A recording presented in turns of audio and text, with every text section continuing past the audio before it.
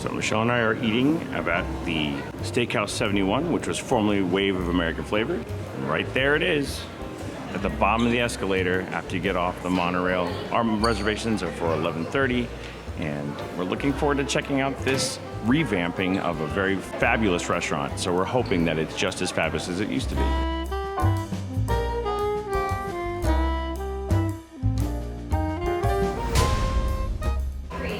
I really love these photos of the Florida Project and Walt and Roy and all these early Disney ideas as you come in here, kind of celebrating Disney World as it was being built. It ends and culminates with the picture of the entire opening day cast, which I think is pretty awesome.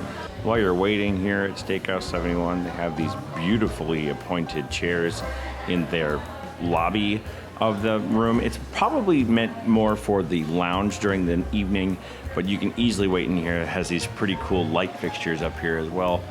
Just a really nicely appointed space. It's well rethemed. It definitely does not look anywhere near what it used to look like as the Wave. I also love this Space Mountain artwork on the wall. That's really cool. We're already at our table. It was very quick to be seated. Mad props to Ruthie, who is one of the hostesses. Blue badge, obviously deserves it. Just an absolute gem of a human being. Cast members make the experience better. They do. And if you meet a blue badge, you always immediately know why they have that blue badge. Here's a quick look at the menu for you. I don't know what I want yet, but everything looks so good. I want to point out that there is something on here that I have had before because it's a carryover from the Wave, and that's the bacon and eggs. I'm not getting that today, but I will tell you, you should check out my review of the Wave of American Flavors because I had one of these.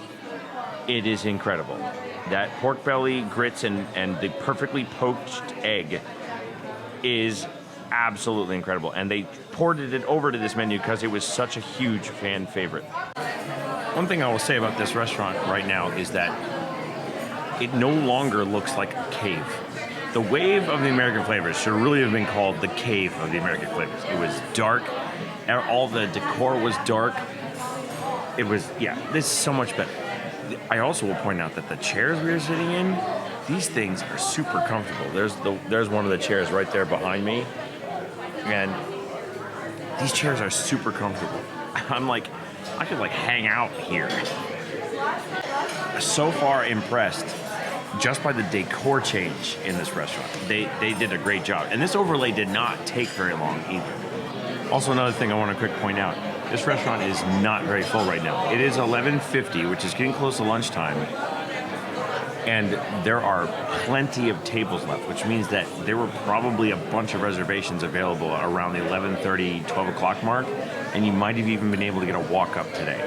So just think about that. Just because it's not in a theme park doesn't mean it's not worth going to. And you can walk to and from Magic Kingdom here. So far, and I haven't even had any of the food yet, and I'm already impressed. And you should come here because if there's this many tables, you have a place for a good sit-down restaurant that's not at a signature price, especially at lunchtime. Michelle got herself the Steakhouse 71 chopped salad, which is the chopped iceberg, lettuce, cucumbers. It normally has grape tomatoes. She had them removed, carrots, dried cranberries, goat cheese, white balsamic vinaigrette, and brioche croutons. And first words out of her mouth were, it looks so pretty. I chose to go with the fried food because I'm a fat guy and I like the Steakhouse 71 onion rings, hand-breaded with spicy ranch dipping sauce, and these look really good, and I'm very excited to try these. Holy cow. Michelle's salad, I'm gonna talk about that first. The Steakhouse 71 salad, they're so good. That white balsamic vinaigrette completely finishes out the flavors of that salad, and the creamy cheese, the goat cheese. Wow, so good. Michelle is like nodding vigorously in agreement with me right now. I tried to bite, ask her to try a bite. I couldn't believe how good it is. These onion rings are excellent, perfectly battered, nice and crispy, not too hot on the inside, which sometimes happens with onion rings. The spicy ranch is good dipping sauce. But wow, that Steakhouse 71 salad is good. Wow. First thing I want to point out though, however, about these onion rings before I move on to the mains when they get here, this is vegan.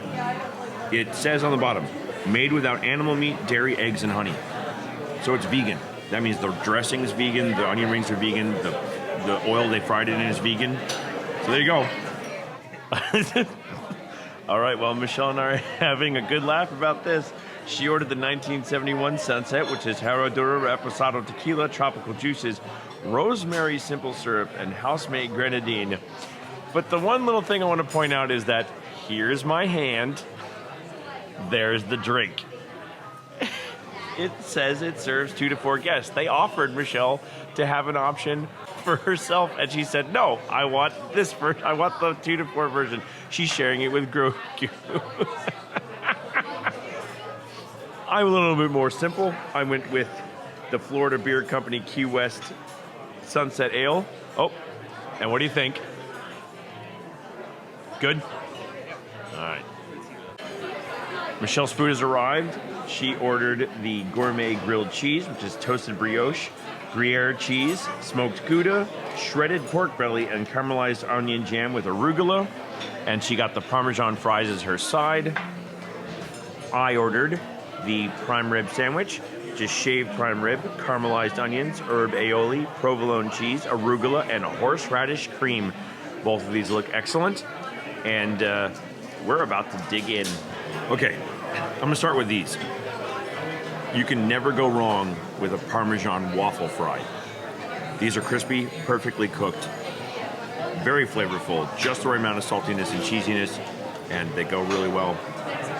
This prime rib sandwich is awesome. The thing that's surprising is how well the arugula helps this sandwich. It's got that little bit of that arugula sourness, and it adds to the overall flavor of the sandwich. The prime rib is perfectly cooked.